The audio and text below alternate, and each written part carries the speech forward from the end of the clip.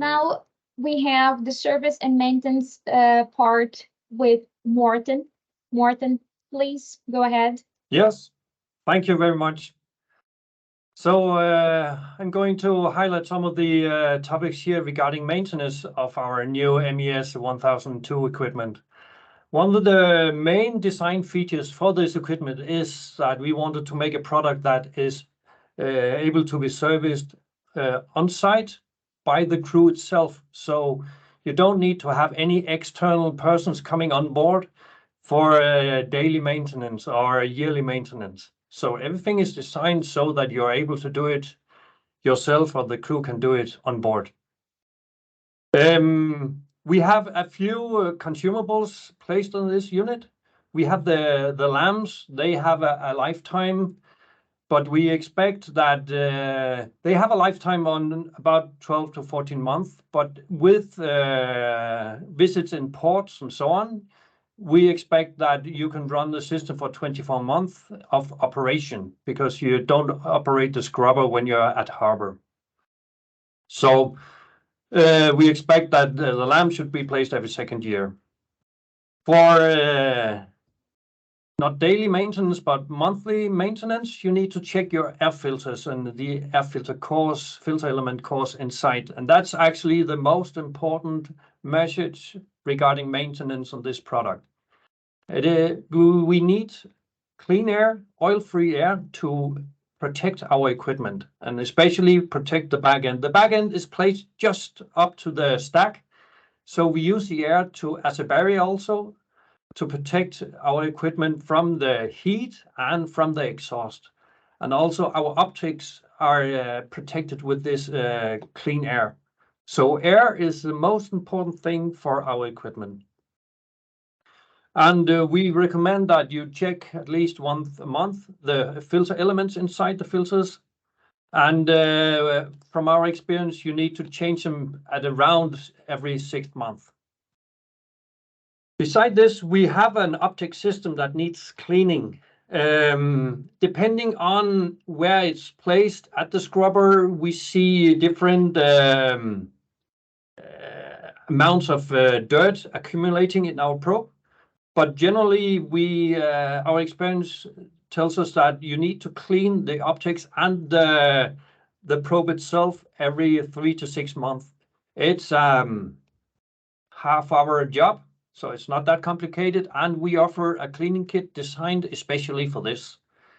And it's also a job for the crew, and we offer to make a training on how to do it. And they should be able to do it quite easily.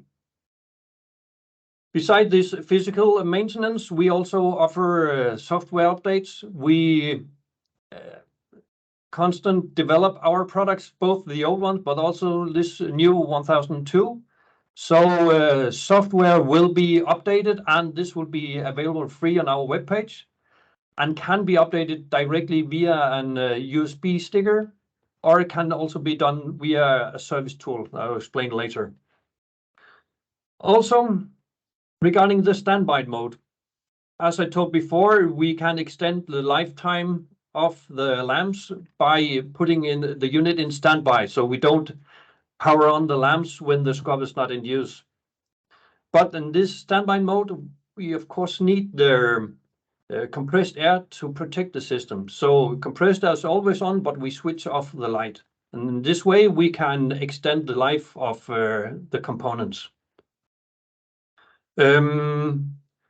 As told before also, we work with a Modbus TCP/IP communication. So all information from our system, all important information are available via Modbus, so you can control our analyzer and you can get the data from our analyzer into your scrubber system via Modbus TCP/IP.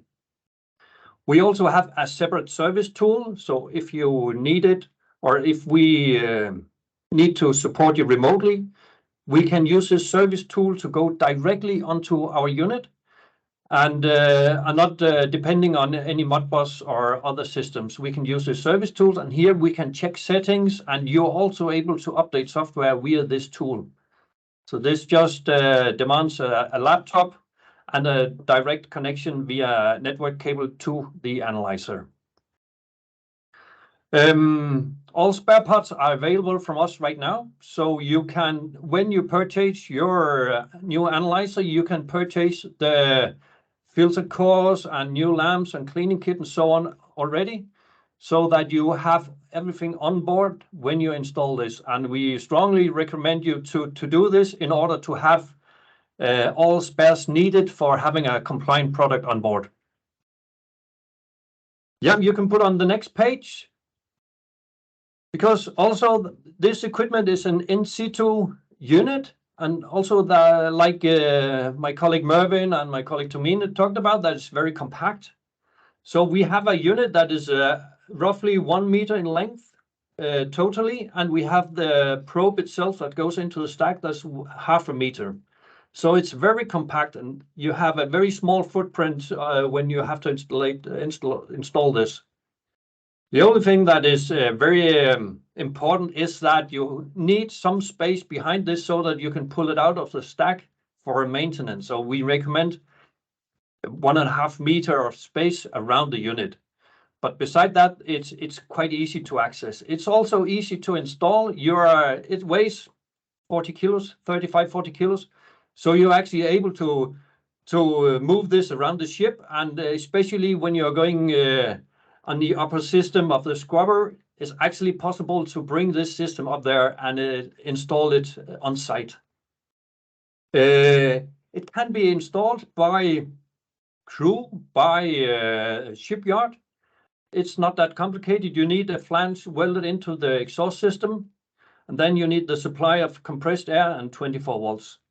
And of course, you need to set up the communication with your scrubber system. But the installation is fairly simple. So it can also be managed by crew or yard and don't need any specialist to do this. We are quite flexible on where you place this. Of course, you need to place it in the upper end of the scrubber. You cannot place it where you have all the water spraying in and so on, but at the upper end. So we can more or less adapt to how your scrubber design is currently, so you can retrofit our units also. I've been on board 2 ships where we have this system installed, and it's actually quite hassle-free to make the maintenance. And compared to other items on board, it's actually fairly easy to take out, clean the optics, clean the channels, and put in again. It's a half-hour job. So the maintenance is very limited on this product. I think that was all regarding maintenance. Yes, Morten, thank you so much for your contribution.